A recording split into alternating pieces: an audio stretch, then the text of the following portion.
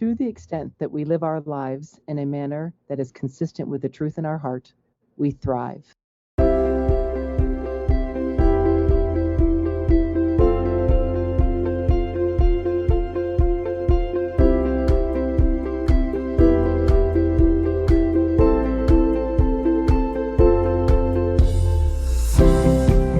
Welcome to the Meier Clinics podcast, and you just heard a quote from one of your hosts, Dr. Lisa Day. Join our licensed clinical professionals from various backgrounds as they discuss fascinating mental health topics with a wide range of guests. Meier Clinics is a Christian counseling organization with multiple clinics nationwide dedicated to treating the whole person, emotionally, physically, and spiritually. Welcome to our listening family. We thank you for joining us.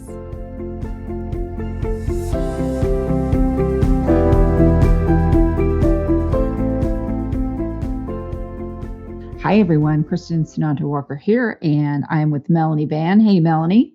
Hey, Kristin. And we are doing one of our roundtable discussions with Dr. Paul Meier. Paul, welcome back. We took a little bit of a break. Hello, Kristin. Hello, Melanie. Hello, listening family. Great to be back. Yeah. Oh, hey. So we found an article. It's written by one of our podcasters. She does Heal, Grow, Evolve with Kim. Her name's Kim Said, and she wrote this great article. It's short, concise, to the point, and we're gonna go into it. And I think it fits in with how we're manipulated. The article that Kim wrote is called "These 7 Traits Make You Vulnerable to Narcissistic Manipulation." And the reason why I like it and that it's relevant is because in today's world, where we are so plugged in, there are more ways for us to be manipulated than ever before. And so email, social media accounts, and there's just ways for people to get at you that are very narcissistic because there's more access to you because of this online lives that we have. So when I'm reading this article and we start going through it, and I say the first sentence in the article is, some people find themselves in a relationship with a narcissist, claw their way out, and do their best to write off or avoid other narcissists for the rest of their lives. Others are simply magnets for narcissists. They ditch one romantic relationship with a narcissist only to find themselves in new abusive situations just months later, or perhaps they continue to put up with narcissistic abuse from coworkers or family members. The reason why I add the online piece. Yeah, exactly. And I add the online piece to that because, before this world that we have now, the abuse was horrible. It was in person. It was through your family. It was not as available to get at you as it is today. So I want people to remember that. Yes, we're talking about Tinder, dating apps online, all the ways that people can Facebook message you, text you, email you, all of that comes into play today when we're talking about this. It's not just romantic relationships. It's in many different kinds of relationships, a lot more access to get at you. Mm-hmm. So when we look at that piece, that's interesting to me is the magnets for narcissists. There'll be a lot of people out there that get ticked when they hear that because they feel like that's victim shaming or victim blaming. And I don't know if that's a term. Yeah. And we're not really blaming them. They're not doing it on purpose.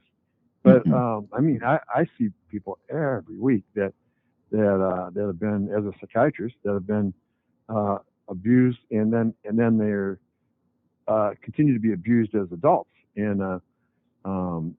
And when I ask them, like, if somebody's had 4 or 5 boyfriends in a row that all were abusive, then I say, well, you're an intelligent person and all that. Why do you think you put up with that? I know what the answer is going to be, but when we look at their childhood a little bit, then almost always they got abused in childhood.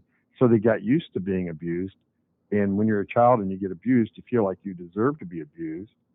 And you don't, after a while, you give up on fighting it and you just put up with it. And so I think abusers can sort of sense that in people. They can, I don't know how they sniff it out, but they can find somebody that has a passive look or a passive attitude, or or something, and they can go up to that person and know that they can abuse that person and get away with it. Whereas if that same person grew up in a home where he or she was really loved and respected and things like that, then they wouldn't put up with abuse. If they got abused one time, they'd tell that person to go hit the road. And so, so they become abuse magnets with no intention to do it. They just are too passive to fight it because they Melanie, think they can't. Yeah, exactly. Unless Melanie treats them. And if she treats them, then they know how to fight it. Yeah, Listen, I learned the hard way, unfortunately. I learned the hard way. Right, personal experience, exactly. Yeah. So when you read that next sentence, narcissist and empathy, Melanie, and it says it's a common misconception that narcissists lack empathy and that they hurt you using cognitive empathy. What does that mean? Cognitive empathy basically means they know when you're supposed to have empathy. And so they do have enough awareness that they know how they're supposed to feel, so they can act and pretend like they care and like they know where you're coming from and like they're empathetic. But in reality, the actual feeling is not there. So it's literally just a cognitive thought. It's not emotional or feeling based.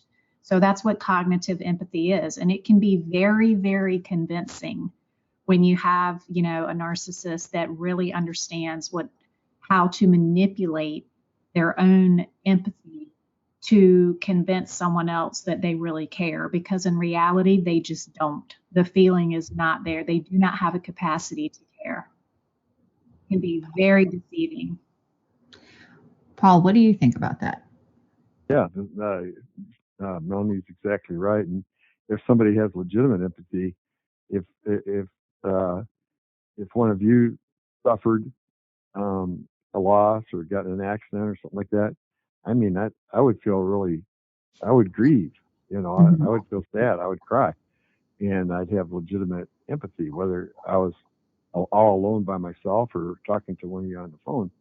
But a narcissist, if you see somebody that's suffering, he thinks of it as an opportunity. He or she sees it as an opportunity to get in good graces with that person, so they can manipulate them more then or later. Right. So I like they'll this. act empathetic. Exactly. I like the next sentence. Torturers use cognitive empathy to get inside their victims' heads and cause unspeakable pain. Yes.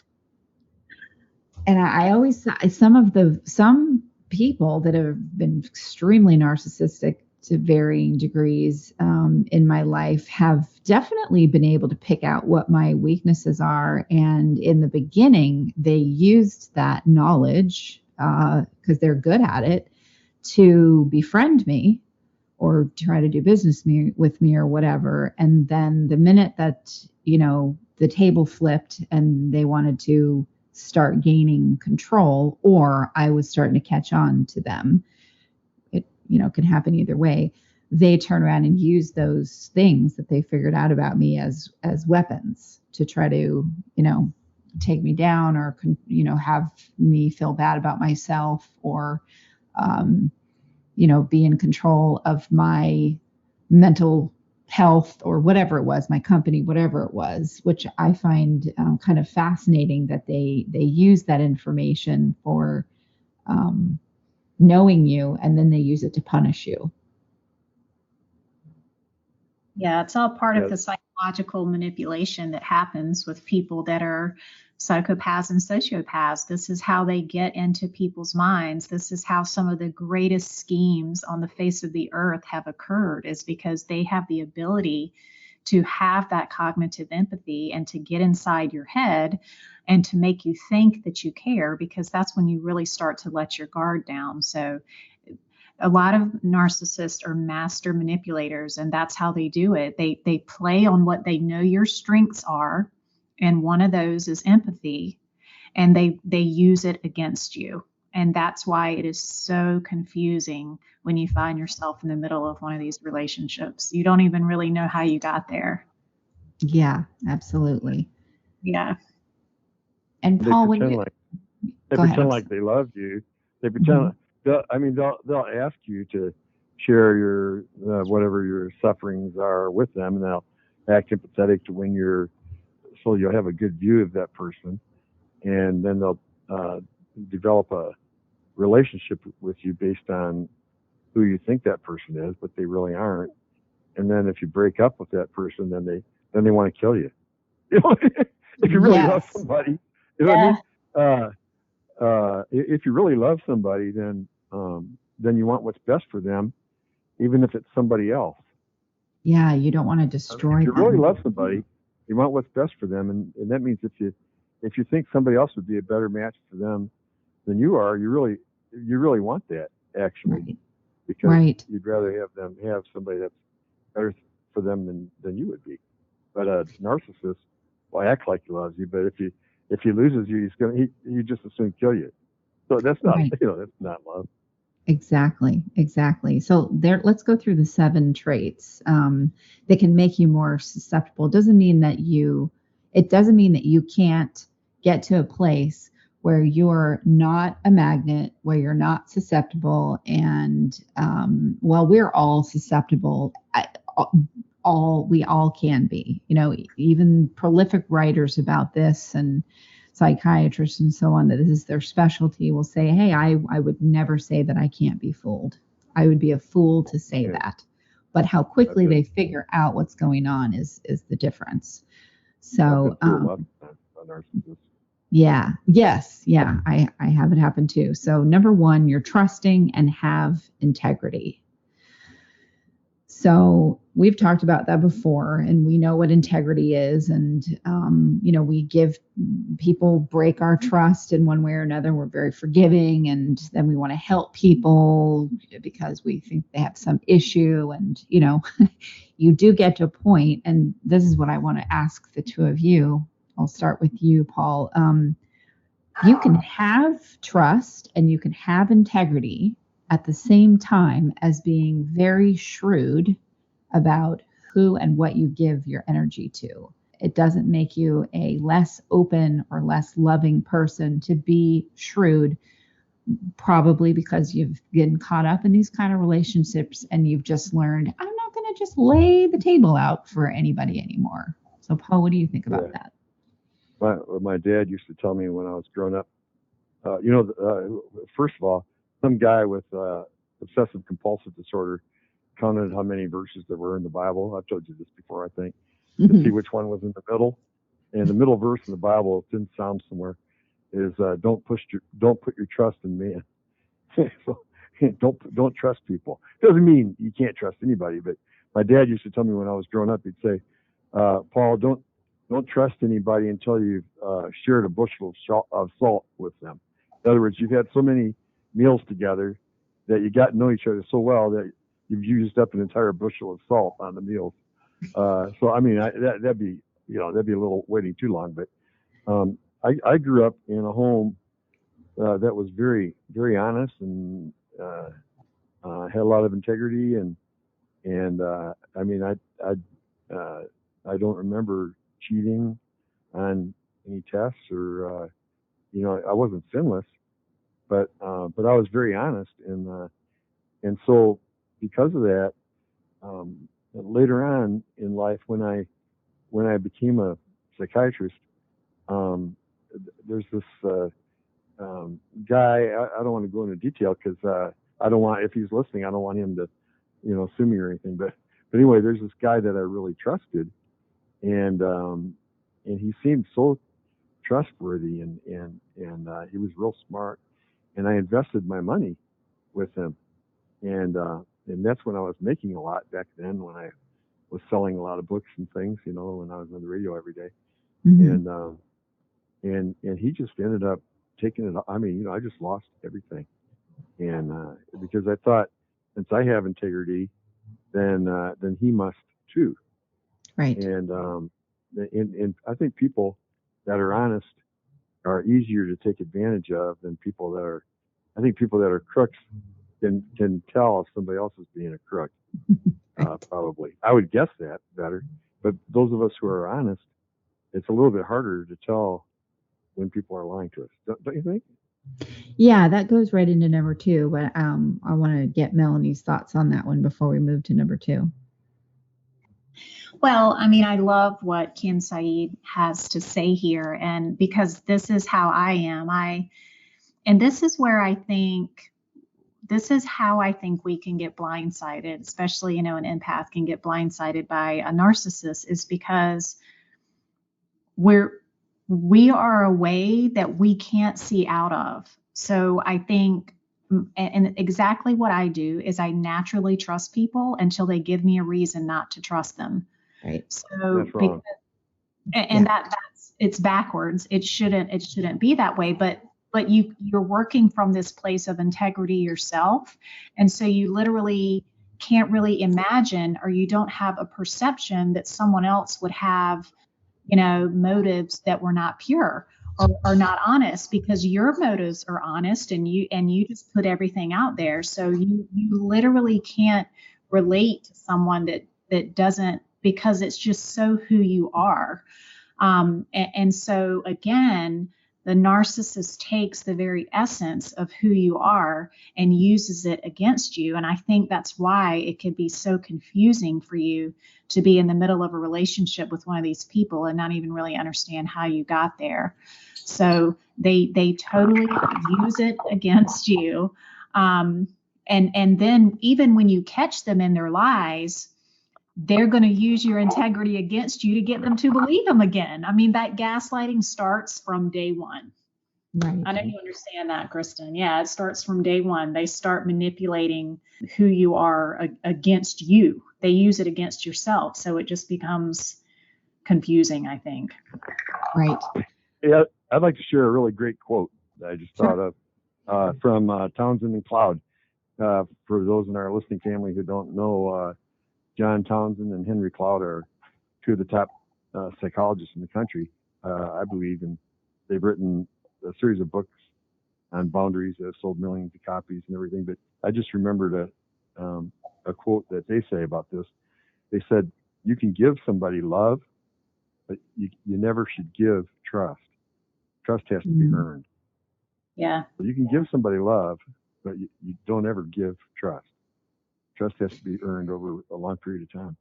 Yeah. Oh boy, I learned that the hard way. That goes right into number 2. So number 2, you value equality and treat others with respect. You believe that relationships are a 50-50 experience, and you treat others the way you'd like to be treated. Narcissists use their cognitive empathy to get in your head and exploit your compassionate empathy. And what makes it so difficult is, what we've been talking about, where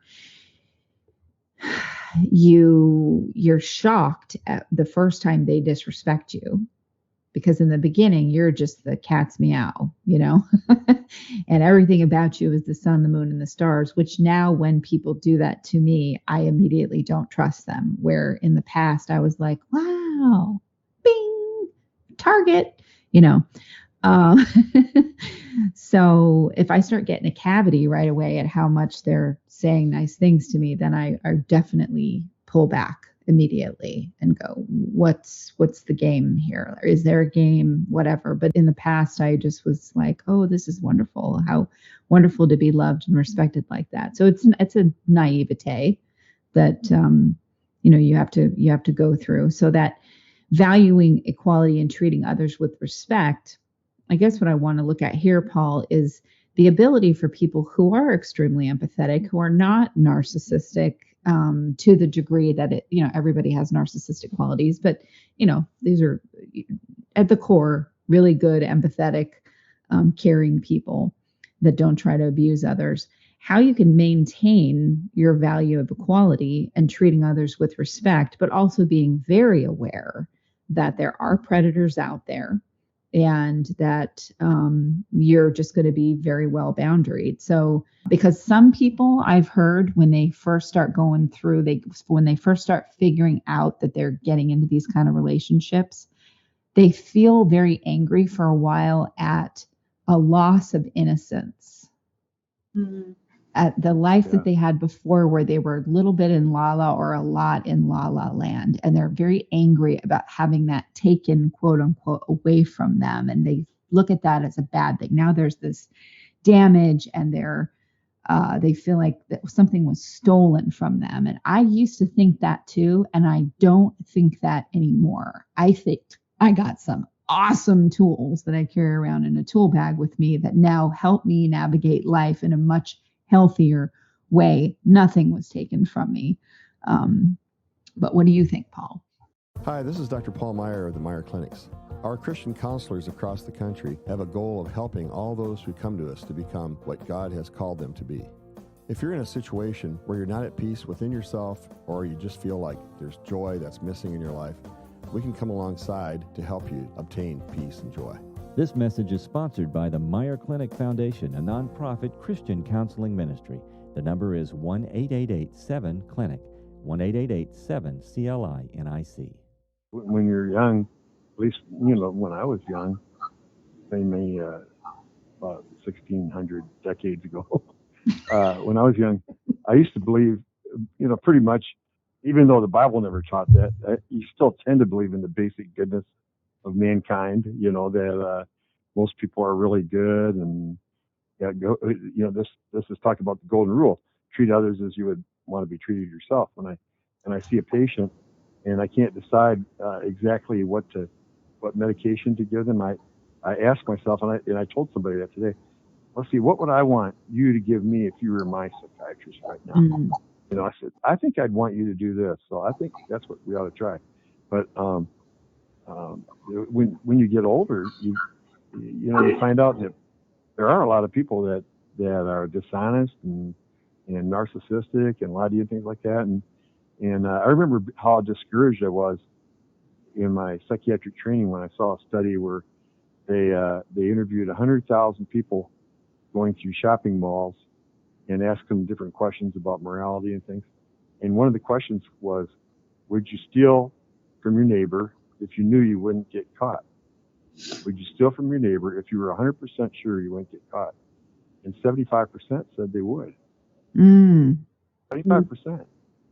That's shocking to me, And it's just when you see how much corruption there is in the world, and I guess Right. Cops see it, and psychiatrists and therapists see it, and I guess if you've been through enough hurts, and you see it too. So like you said, that you lose that, you grieve over the loss of that innocent view you had of the world, that people are all basically good. Yeah. There are a lot of good people in the world, but not necessarily in the majority. Exactly. Melanie, what do you think about that? Because we hear it all the time too, especially with our show.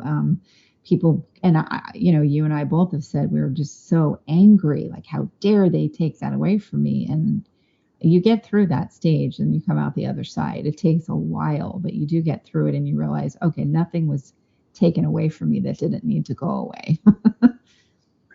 Yeah, well, I think what you have to realize, and I definitely went through that stage too, but I think about it a little bit differently. But I think you get to the other side where you realize that nothing was taken from you, but everything was given to you. As painful as it was, you gained what you needed to gain in your life to come away with true happiness. Because when we're not living in reality, or if we can't see things truthfully, or we're blindly believing in something that isn't there, then, that's going to stop us from having the things that we really want out of life. So, I definitely got to the other side of things where I was like, nothing was taken from me, but everything was given to me, because I just, have been able to get to a very different point in my life. And I think I wasn't blind to evil in the world. I'd experienced it myself, as a child. And so I knew it was there, but because of those defense mechanisms, I had this deep belief that love conquered all. Right. And so what for me, the most painful part was that, you know, that I couldn't love this person enough to, quote, make them change, or that no matter how much I did or how much I prayed or whatever I did, that it just wouldn't change it. So this idea of, well, love conquers all became false to me. And that's not the truth. You know, and who wouldn't grieve that, right? I mean, the Bible tells us that love is, you know, love and hope conquers all. So it was just, to me, it's a perception thing. It's how you perceive things. And you know that being in relationships with these people really messes with your perception. So I think if you can, you know, dig through all the lies and falseness that they've somehow gotten into your head with all of their fake empathy and all these other tricks they have up their sleeve, then you can get to the truth of what you really learned. And when you get to that, I truly believe you're given everything back and then some. You just have to work through the grief. And that's really hard, not to get angry and bitter. And unfortunately, a lot of people stay stuck there. Yes, that angry, bitter state. Great attitude, Donnie. Yeah. That's a great attitude. You know, none of us wants to get burned. But No. on the other hand, we don't want to spend the rest of our lives naive either. And it's better to get burned a little than be naive the rest of your life and get burned a lot later. Yeah. Better to get burned a little now than a lot later. Yeah. Let's talk for a second. We're moving into number 4. You love unconditionally. Here's an interesting thing that, you know, people that have been through these different types of things, some people, it happened one time in their life that they got involved with a deceptive person who was, you know, predator in some way or another. And then that was enough. Like because they grew up in a very loving home and, you know, they've learned their lesson and they run into people like that, but no one can pull the wool over their eyes as much as the one. And then there are those of us who grew up with this kind of behavior. And so we have it over and over again. How we sort of move out of that, it seems like sometimes the road can be like this. You continue to have people in your life that are extremely narcissistic, and one of them at one point in your life just shakes you to your core. And the worst thing you can do if it's a dating experience is jump right back into dating, because you're really still too vulnerable and damaged to make good decisions about who you've picked, because you're still dealing with the wounds of this other relationship. So you get in another one and you get another one, you get another one.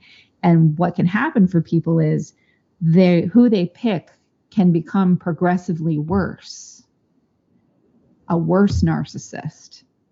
Treat them, you know, worse. And then they learn the lesson that I really need to do some work here. And then they pick progressively less worse people until it's not really an issue in their life that they worry about. They know that some are going to come in, they figure it out. And, you know, those people are absconded with in peaceful way as possible. But it seems like there's this road that you have to take when you've had this happen over and over again. And a lot of that plays into that unconditional love piece, because if you weren't loved unconditionally as a child, you are absolutely a magnet for narcissists well on into your adulthood. But I wanted to get your opinion on that, Paul.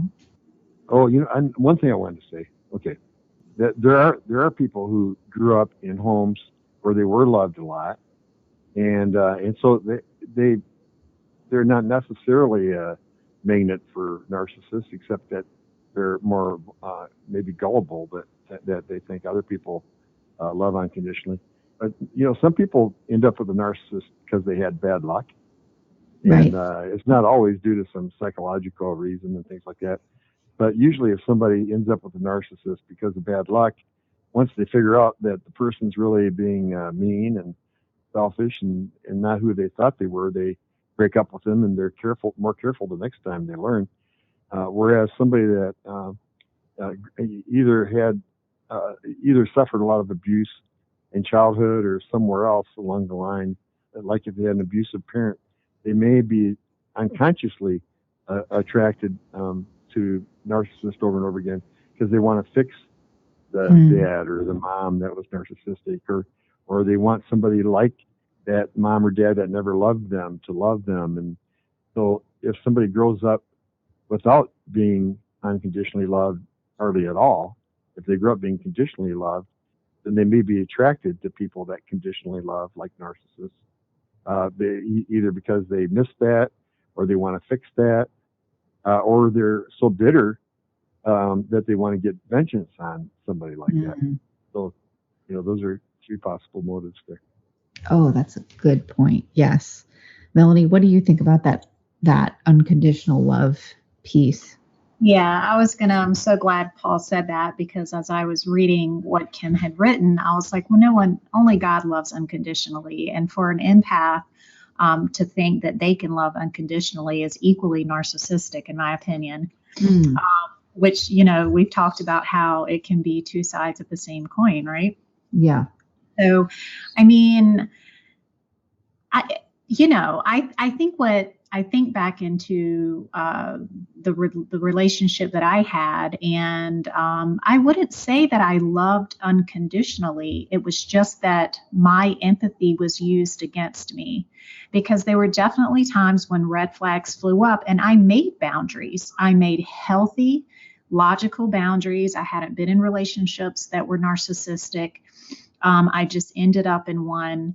And when I would point out the negative behavior on behalf of the narcissist, there was always a sob story that would trigger my empathy and my kindness, and then I would forgive and give another chance.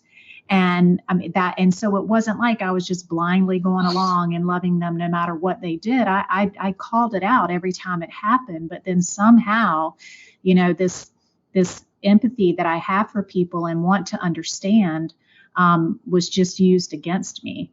So I'm not, sometimes I think you can kind of love unconditionally with really unhealthy boundaries, and that can definitely get you in situations with a narcissist. But, sometimes it's just a little bit more complicated. So, and that's something that I want to come across in this entire interview, is that these relationships are complicated. There's no black and white. There's no, oh, you were abused as a kid, that's why you end up with a narcissist. Yeah. Every relationship, every single one of these relationships is unique and different.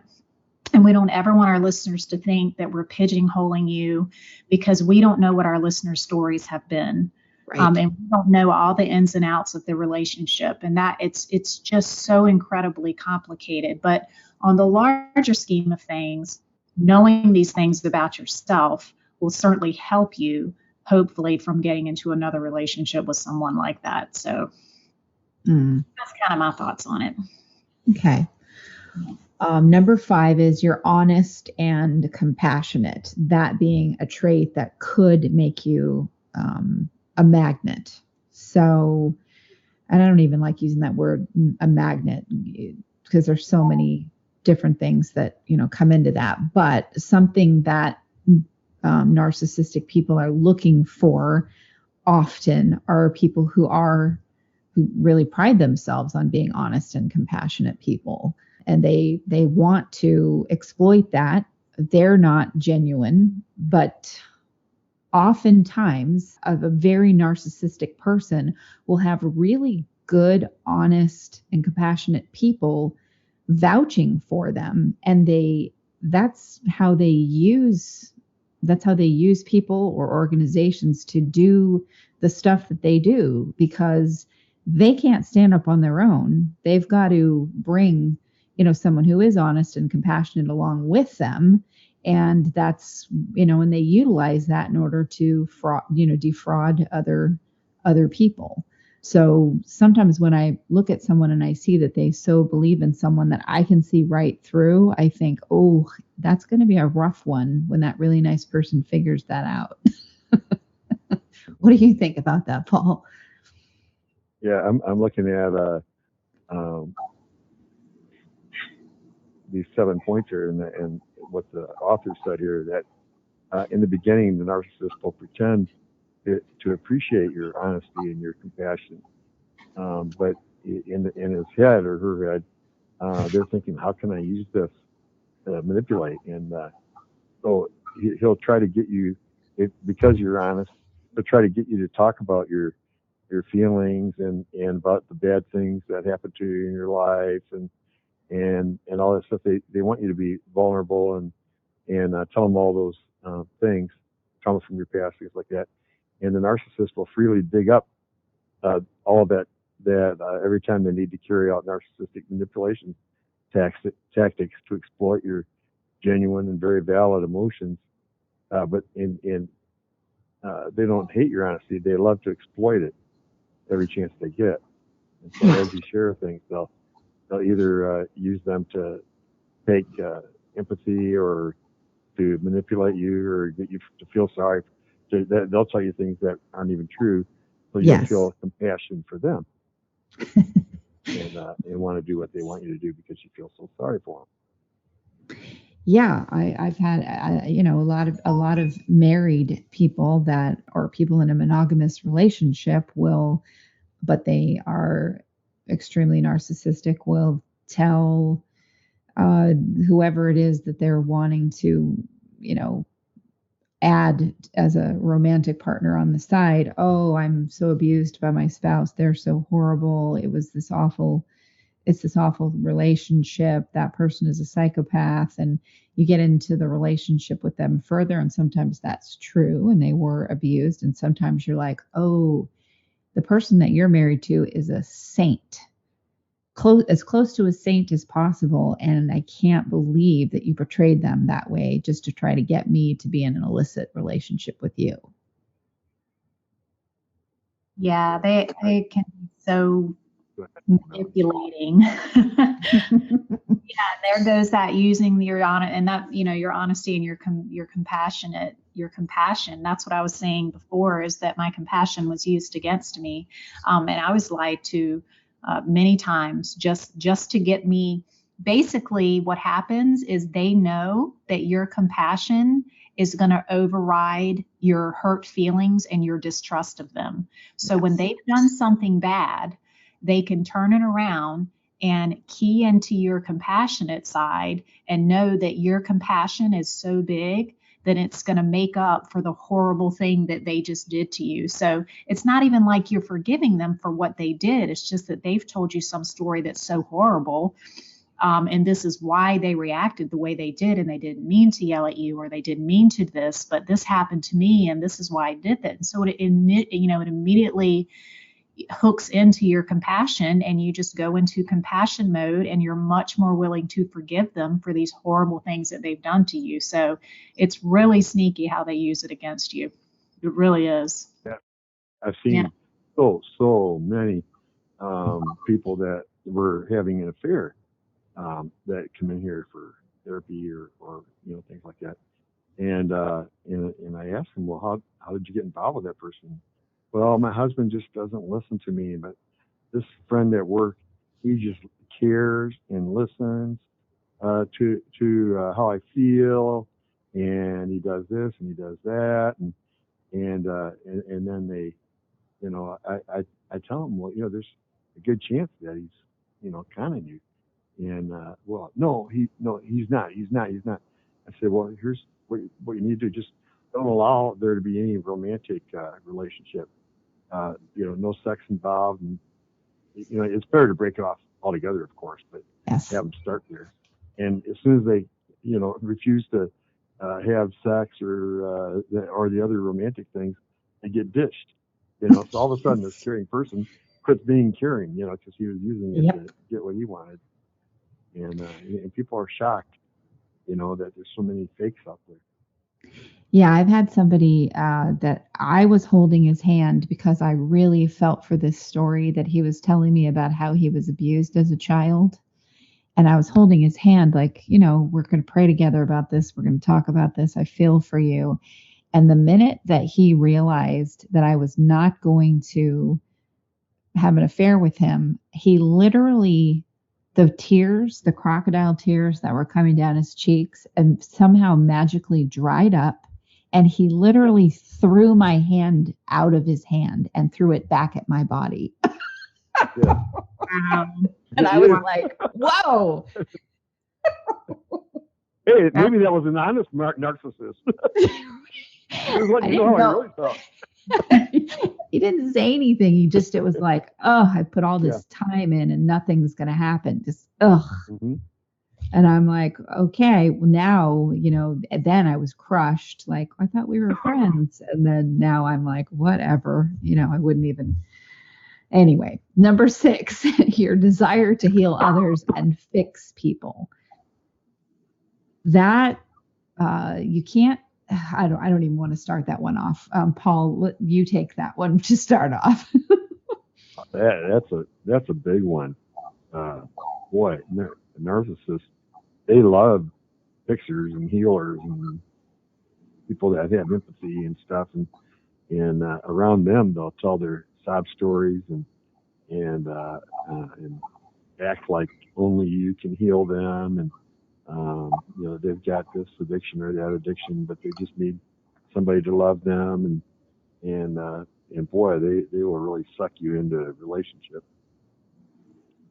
Alcoholics will find somebody that wants to rescue an alcoholic, like somebody who had an alcoholic parent, and they'll get in enabling relationships where they might even get married to that person, and that person will like the wife.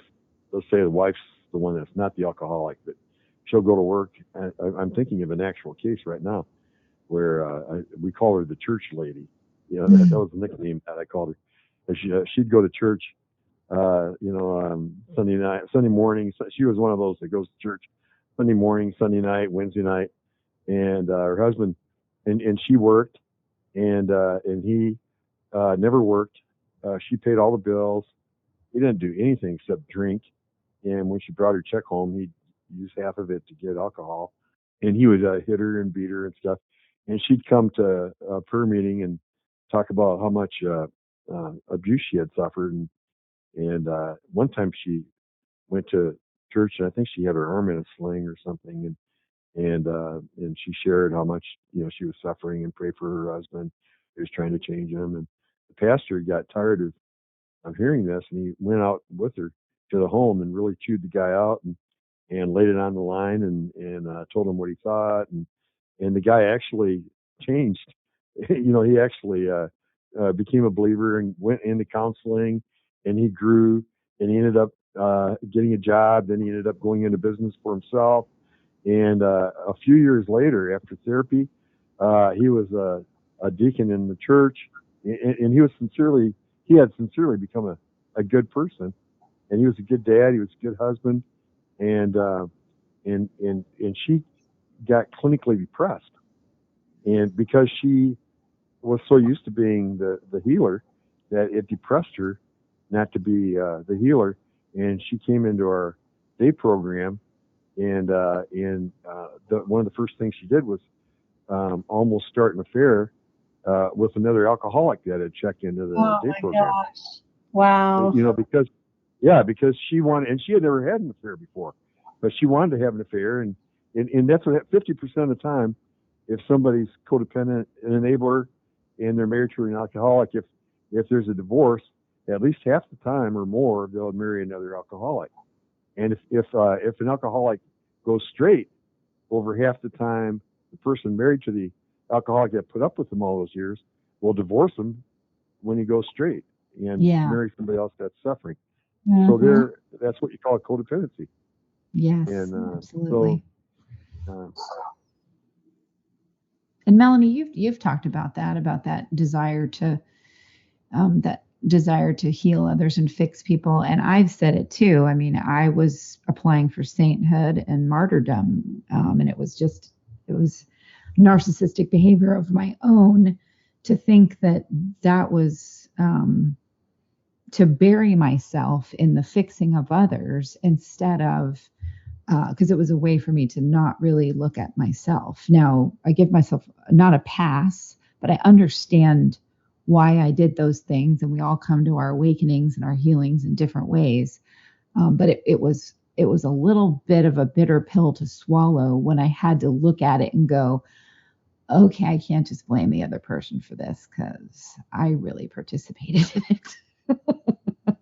Yeah, well, I mean, to your defense, I just think by nature, some of us are healers. This is why we have doctors like Dr. Meier and physicians and counselors and people that do acupuncture and massage. And there are people in this world that are healers. This is biblically based. Some of us just have that heart, and we have to, be authentic and be honest and be that person. So, but sometimes, just like every trait, it can get to the wrong end of the spectrum. So, and I think it's done for different reasons. I think, some people are avoiding themselves. And I think for me, what I figured out was that my self-worth was caught up in my ability to help others. So that was also caught up in that thing. You don't want to walk away. Like, you don't want to walk away from someone because your self-worth is caught up in being a helper and a healer. So when I finally found my self-worth in Christ, which is where it should have been from the beginning, then I started to do less of those things that were really unhealthy. So, because if you're getting your esteem from helping others, then you see why you continue to do that. And then when you can't help someone, then it's such a blow to your ego, because that's where your self-worth is caught up. So when I finally was able to, define my self-worth in something different, that I didn't have to help anyone, then my helping of other people became something much more authentic and pure, because I wasn't doing it to gain self-worth. I was doing it because I truly cared about someone else. And that's much more powerful than the other. I'm not saying I never helped anyone, because I think I did. I think I helped a lot of people. But when it comes from a different place, I think it's just a lot healthier. Does that make sense? I'm interested to hear what Paul has to say about that, because I know you're a yeah, that's really good. And I know when I was in residency, if I tried to help somebody and they wouldn't change, I'd feel really sad. Yep. And it would really, it would ruin my day, and my professors would notice that, and they'd say, that's not healthy. That there might be, different motives involved in there, in you healing them. And if you care about people, you need to do it in a mature way where you show, empathy for them, and you listen to them, and you share things that you think will help them. But it's up to them whether to apply it or not. Yeah. And you don't take it home with you, and you don't feel like you're worthless if you can't persuade them to change. It is sad when you see people that could really be helped, and they just refuse to do it.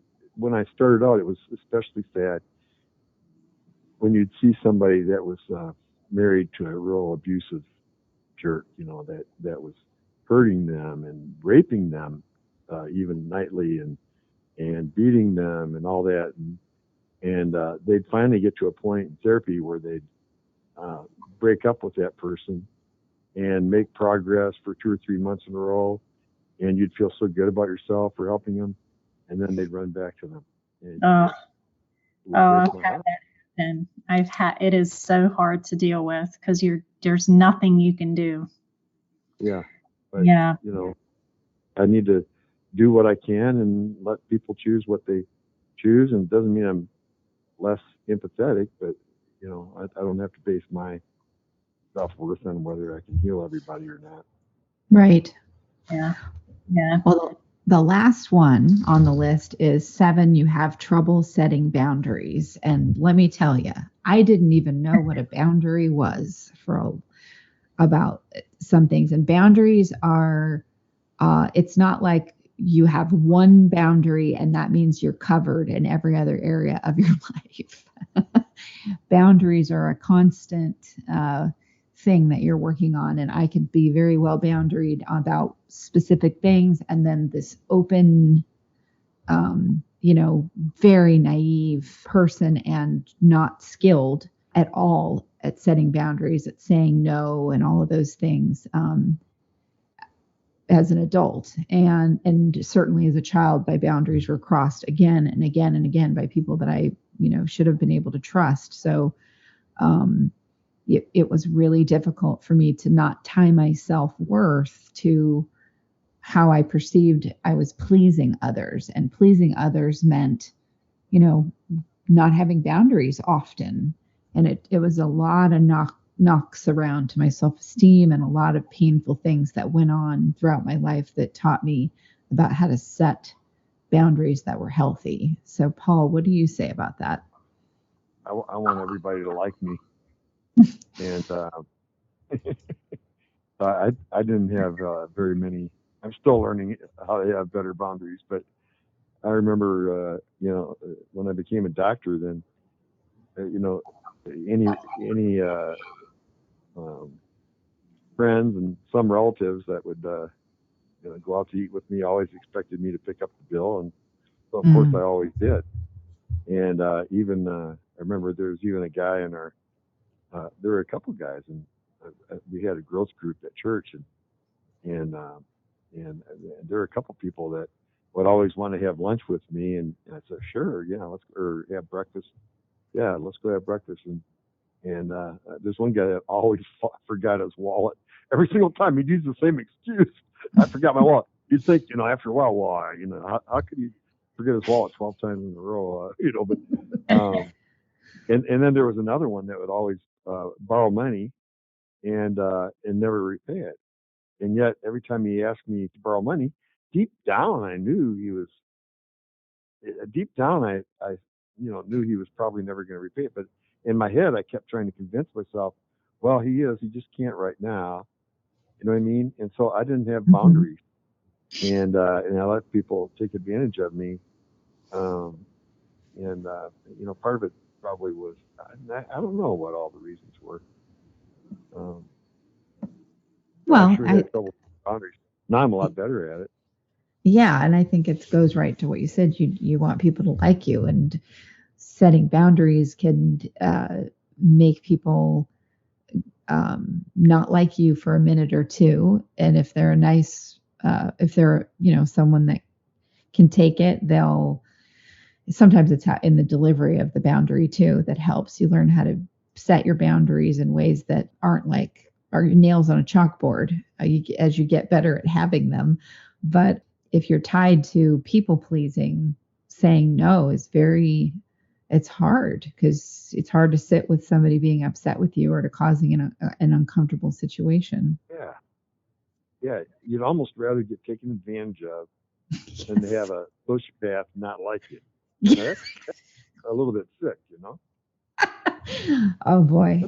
That's a mental illness that I've got. Same here, Paul. Same here. Mel, what do you think about that? Well, I'm sitting here thinking, and again, maybe I've had problems with boundaries in my life, but my experiences as a child actually gave me really strict boundaries. And so this was kind of opposite. So instead of me just folding and not having any, I had really strict ones. And what happened to me in the relationship with a narcissist is that when I put up boundaries, I was made to feel guilty about it. So I kept putting up boundaries, and then I got told that I wasn't being Christ-like when I put up a boundary. Exactly. Or I was being unforgiving, or I was being a B, ITCA, I was whatever it was. So I was made to feel guilty about the boundaries that I had. So then I became fearful to put up boundaries at all. And so it wasn't that I didn't have boundaries. It was that when I put boundaries up that were perfectly healthy and safe in a healthy relationship, I was made to feel guilty about it. And so sometimes it's not that you don't have the boundaries, is that you're kind of talked out of them. Does that make sense? Mm-hmm.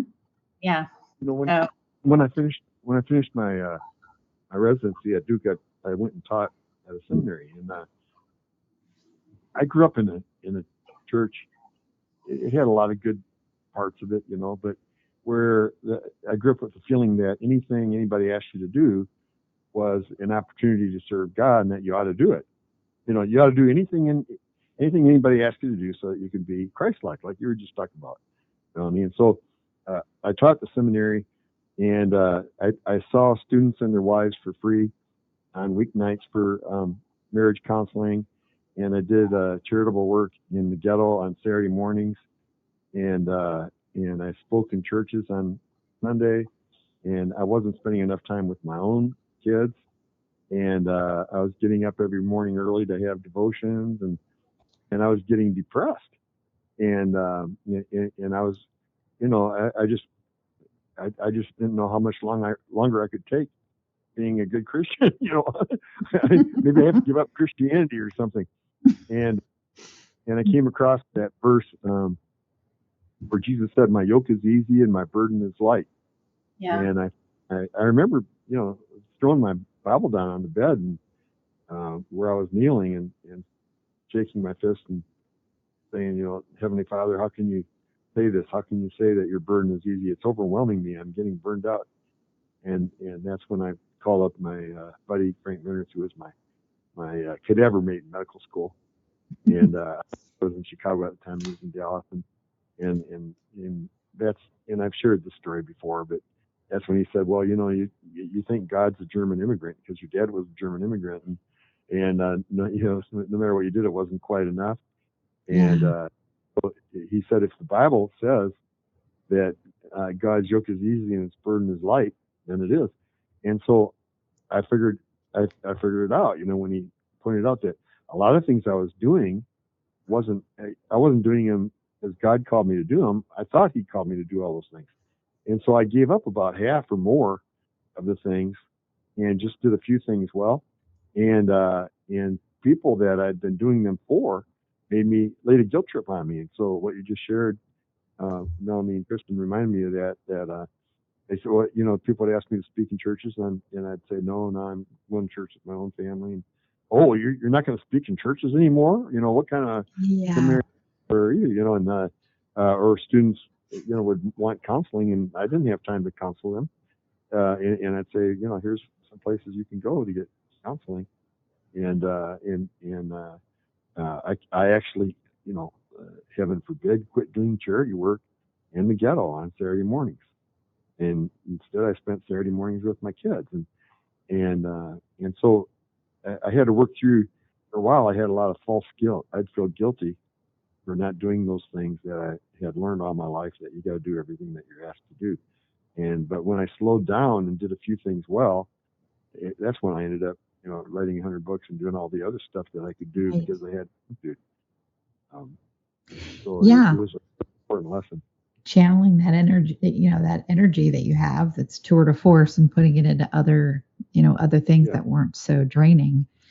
Yeah, I've had that too, where anytime I put up a boundary, I would be screamed at, told I was being abusive. Someone that had just been screaming at me,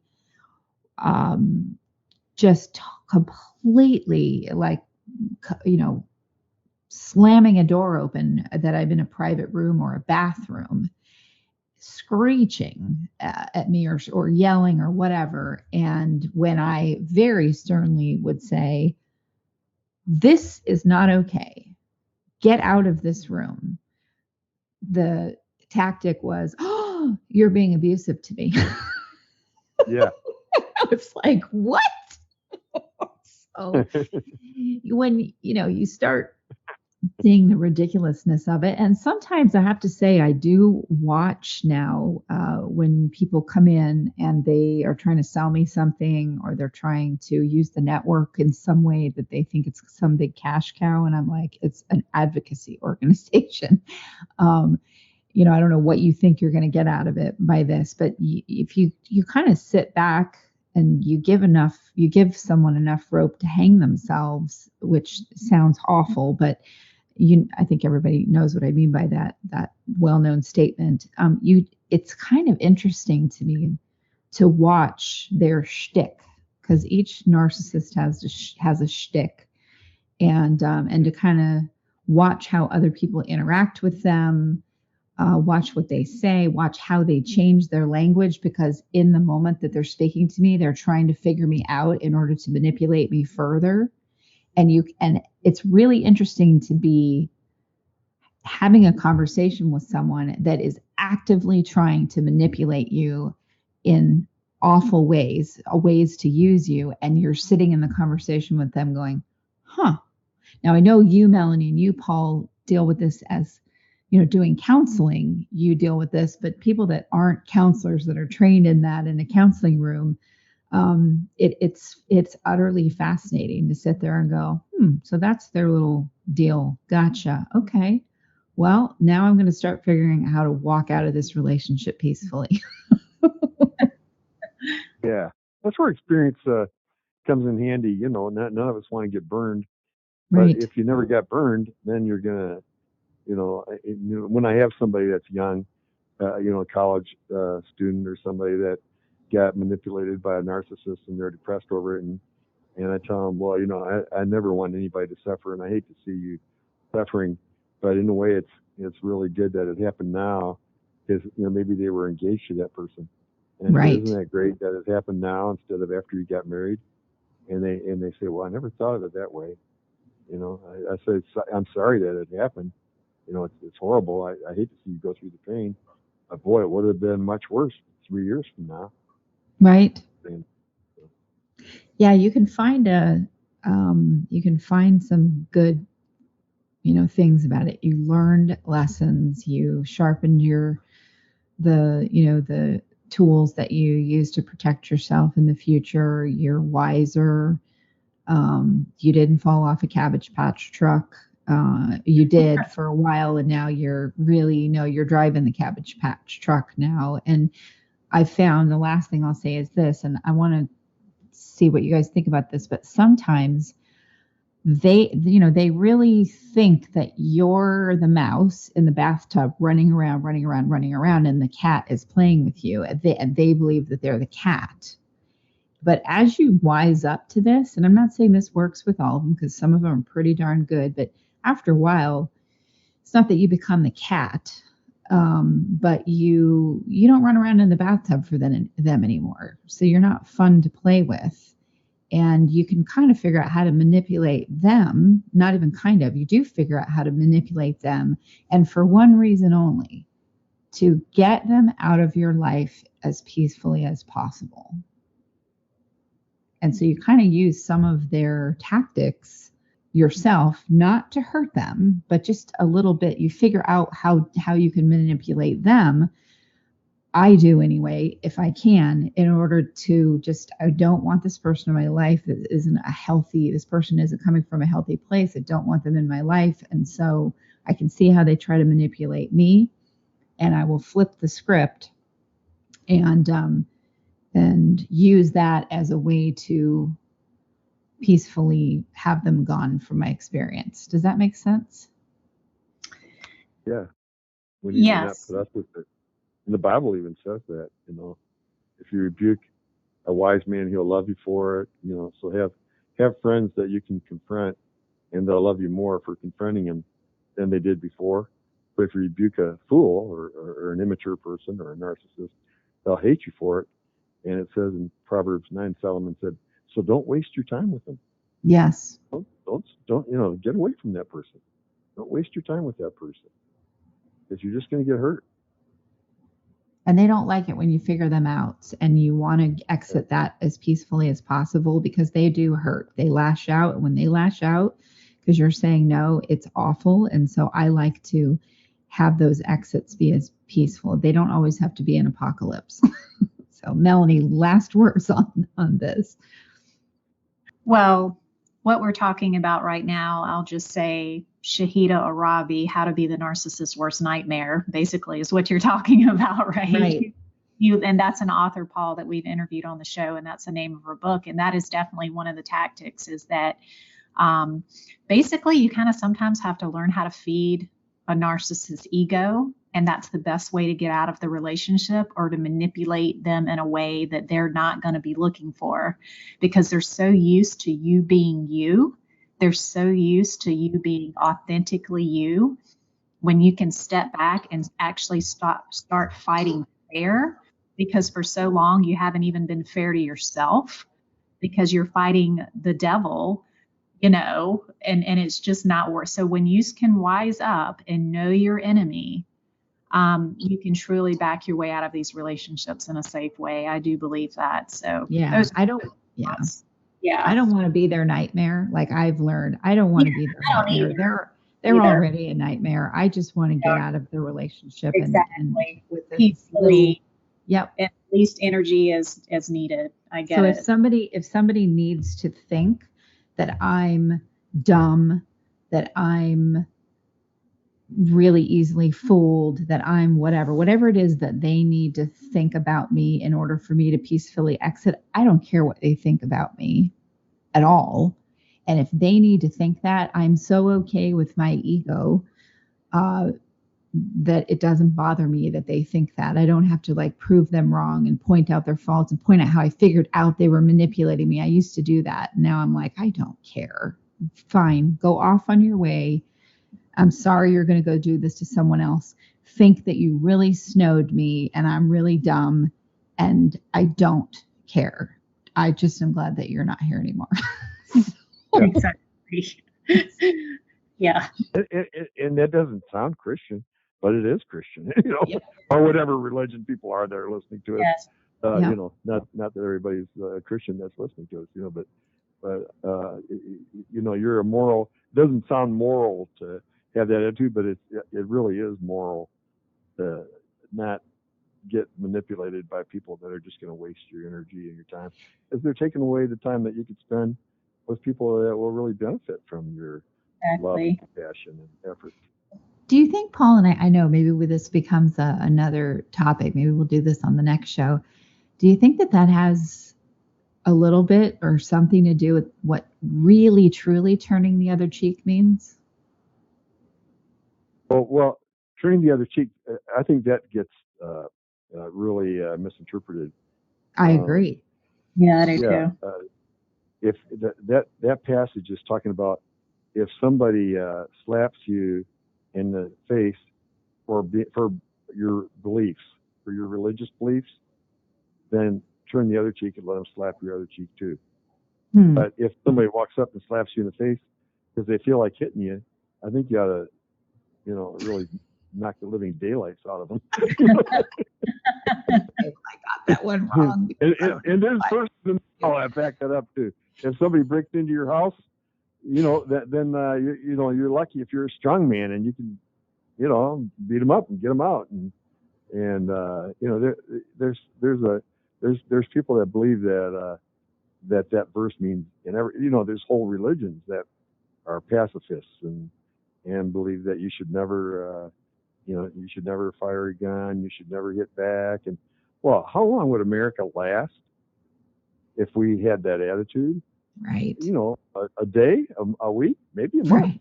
It would be taken over. Right. If they could just come take us over, they'd take us over if we didn't fight back. That's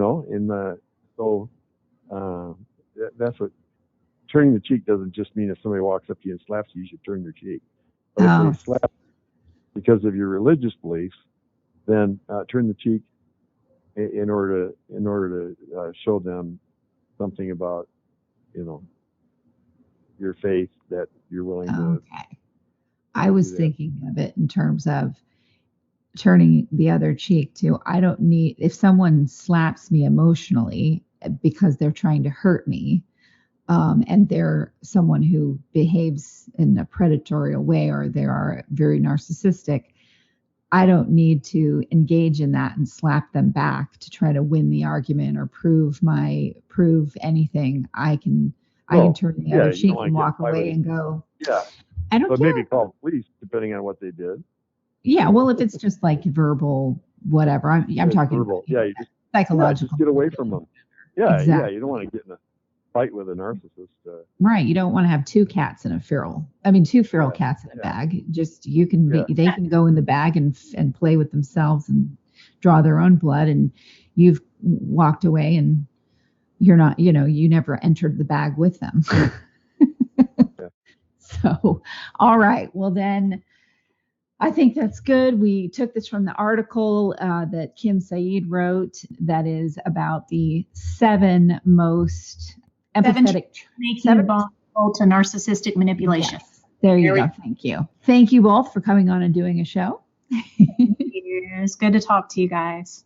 And thanks to our listeners for another edition of Mental Health News Radio.